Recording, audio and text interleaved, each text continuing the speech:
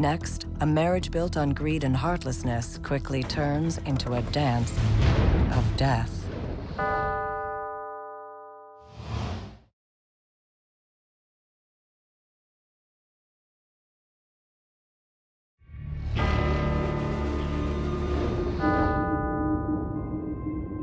It's 2003, and two total strangers on the opposite sides of the country are both going through the loss of a spouse.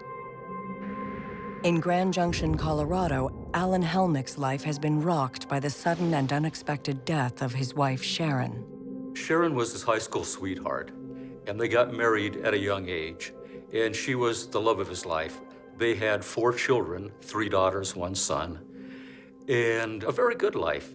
When she died, it was just terribly sudden, and he was devastated. And he said it felt like his heart had been torn out, and he was lonely. They had spent their whole lives together. 2,000 miles away in Jacksonville, Florida, Miriam Giles and her husband Jack turn in for the night. But Jack will never wake up.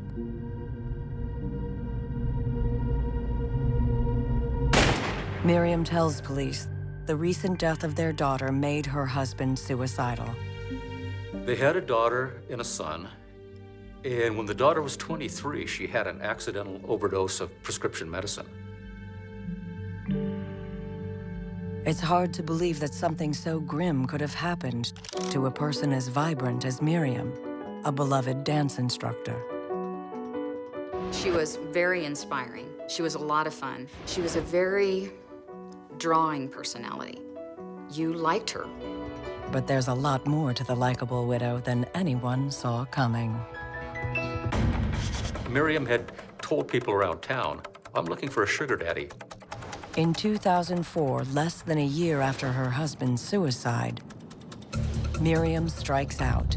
In search of a new life, she leaves friends and family behind and drives cross-country, intent on starting over in Grand Junction, Colorado. The widow has only $600 to her name. This dance school operator had a studio in Grand Junction, Colorado, and she asked Miriam, would you like to go there and run the place? Miriam said, yeah, that'd be great. She'd like to operate a studio, so she went. Meantime, Alan Helmick is still struggling to overcome his wife's death.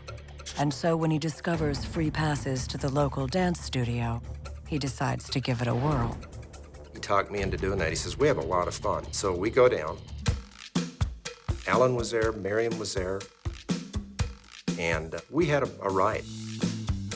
Until that moment, Alan thought he'd never love again. And then he saw Miriam and was instantly smitten by her beauty and intensity. She was extremely competitive. Yeah, she liked to win. Yeah, and she put herself out on the floor, and she did moves that just, you wanted to move like that. It was really cool. She has a sparkle about her, and it kind of brings Alan out of his shell back to life. Alan was really attracted to Miriam, but she was kind of standoffish. There was a rule in the studio, you don't date your students. But once Miriam gets to know a little bit about Alan, she changes her tune. Miriam, by that point, wanted the good things in life. And I think when she discovered that Alan had more than $1 million, he started looking much more attractive to her. Alan is a successful mortgage broker. Known for his energy and integrity, he's never hurting for business. He started property development here in town. It was, the market was real strong, and Alan built a subdivision here in town and did well. He was aggressive, and that is a real roller coaster ride. When he was hot, he was real hot. Won over by Alan's deep pockets, Miriam accepts his invitation to move in with him. And just a little over a year after her arrival in Colorado, Miriam and Alan marry in June 2006. Alan adored her. He just treasured the ground that she walked on. Anything she wanted to do, he would do. Anything she wanted, he would get. Her joy was his joy, so that was what he based everything on. And he lived in a constant state of happiness.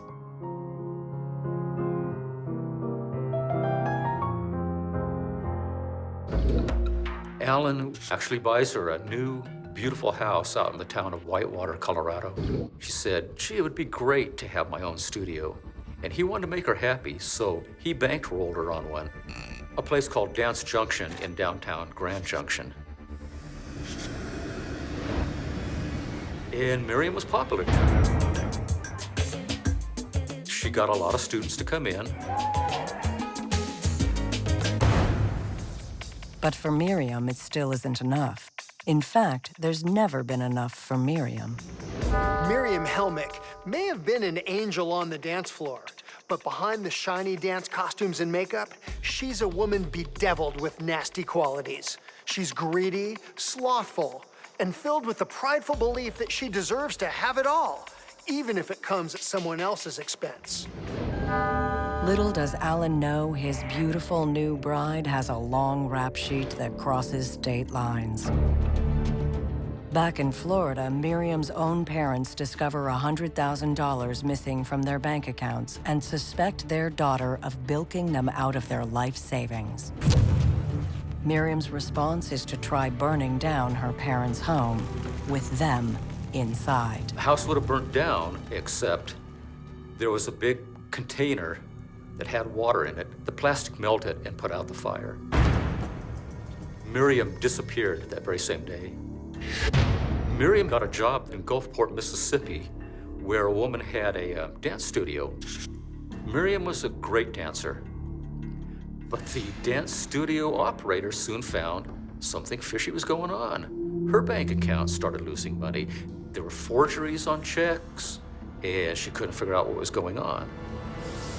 She kind of had her suspicions, but she could never quite pin it on Miriam. The Gulfport woman went to the police about this, and it might have gone to trial, except Hurricane Katrina hit right about then, destroying all sorts of records. And essentially, if Miriam had done it, she'd just gotten off the hook.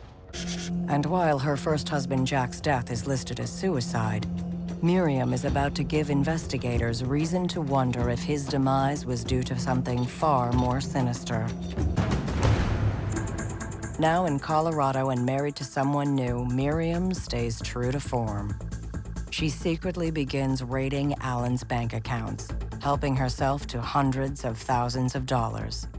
Alan might have thought everything was fine and dandy, but he didn't know that his bank accounts were being raided, bit by Miriam. She was stealing his checks from the middle of the checkbook, forging them, and having the money go over to the dance studio. That was a way she was able to hide it. Ah, trust. The scam artist's greatest benefactor. As long as Miriam can keep up the ruse, she'll go on robbing Alan blind. But once he finds out the ugly truth, it's going to shatter a lot more than his trust. I froze like a prairie dog. Couldn't take my eyes off it. It was awful.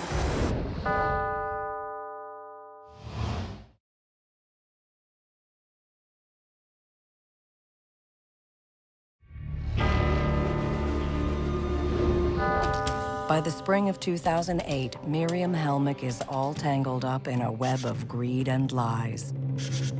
She's been systematically draining her wealthy husband's bank accounts by writing checks in his name to her dance studio. And now, she's close to getting caught. Alan's children are used to keeping in close touch with their father. Now they haven't seen him for 2 months, and they begin to worry that something's wrong. He was very sick that spring and had to stay in bed, and Miriam was kind of taking care of him. They wondered why. He'd always been very healthy. Why is he so sick right now? Alan's kids never liked Miriam. Now they fear that Miriam is poisoning their father. And they may have been on track about something, because somebody in that house was looking online about prescription overdoses, overdoses with Viagra, and various things that might kill a man. Not only were Alan's daughters calling him, but the banks were as well. He was supposed to be paying on his projects, but they could not get through to him. And unless he paid, pretty soon they were going to call in the loan, and he was going to be losing a lot of money. The calls weren't getting through to Alan. They were going to Miriam or the machine. No, I'm sorry. He'd created this kind of little empire from when he was a young boy, and now it was all crumbling around him because Miriam had that wall between him and the banks. Subtlety doesn't appear to be Miriam's stock in trade. In late April, Alan's health improves, and she accompanies him on a business trip to Delta, Colorado. On the way home, something bizarre happens. Ellen got in the car, and when we were about ready to take off, and she said, "Oh gosh, you know, it's really hot, I want to get my sandals." So she started for the back of the car. Alan can't see what she's doing.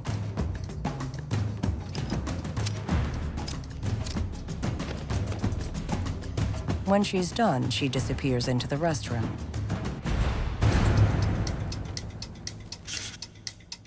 That's when Alan sees smoke coming out of his car and discovers a lit rope hanging out of his gas tank. The back of the car is on fire. He meets Miriam and tells her what's happened. She gets a big pitcher of water and goes out and dumps it on the car. And it looks like somebody tried to set the car on fire.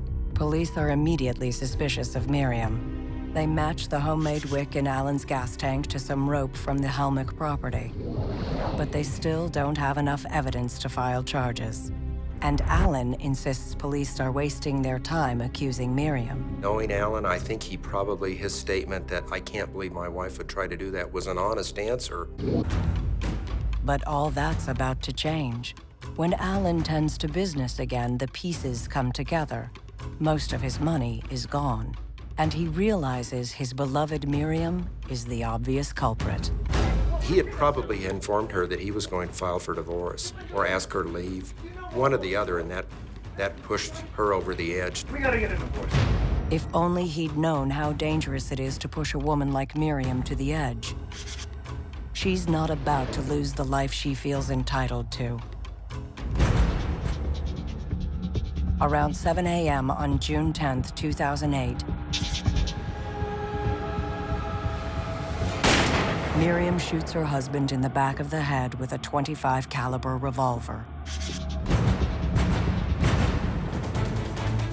Then clumsily, she tries to stage the scene to look like a botched robbery.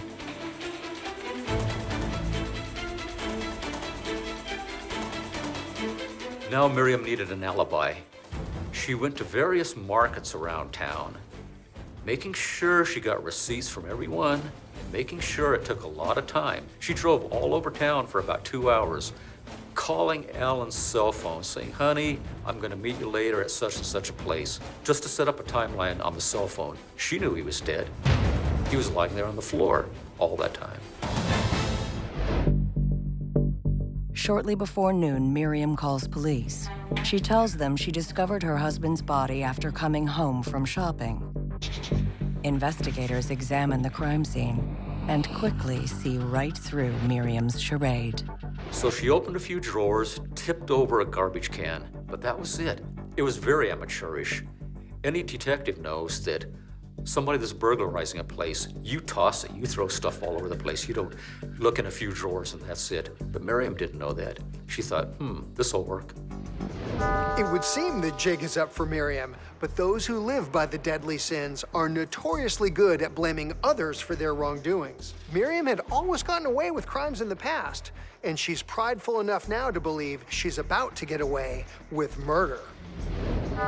Miriam goes on a campaign to convince police that an intruder is responsible and still at large. Just weeks after the murder, she returns home accompanied by her good friend Penny. And I went up to the front door, and I looked down at the welcome mat, and there was a bright canary yellow, an envelope sticking out underneath the welcome mat. I said, "Miriam, this is addressed to you." And she opened up the card, and inside the card was written, "Alan was first, you're next, run, run, run." But all I said was, "We gotta get out of here, we gotta get out of here." Miriam turns the card over to police to prove that whoever killed her husband is now out to get her, too. But her plan falls flat. Investigators get the break they need, a surveillance video of Miriam buying that unmistakable canary yellow card. She walked into the store, she went straight to the cards, she picked out the card, She walked back to the checkout, and they have her on video the entire time. That's just nauseating. Eventually, a jury finds Miriam guilty of 13 charges, including the first-degree murder of her husband, Alan. She is handed a sentence of life in prison plus 108 years. Charges have never been brought in Florida against Miriam. Jack Giles' death remains officially listed as suicide. Well, there you have it. A deadly sinner extraordinaire, brought to justice by her own vanity and greed. I think that in her warped mind, Miriam Helmick believes she was entitled to great wealth, even if she had to kill to get it. Hopefully, she's getting what she really deserves in women's prison. I think Miriam's deadly sin would be twofold. It would be pride, and it would be greed. Proud of who she was, proud of how she presented herself. She wanted to outshine anybody. I think that Miriam Helmick is an unrepentant, deceitful person. Terribly selfish. She thought she was smarter than everybody else. She got away with trying to rip off her parents. She got away with the case down in Gulfport. She thought she was smarter than detectives, and she was very prideful of that. And in the end, she wasn't. That's what happens when sins turn deadly.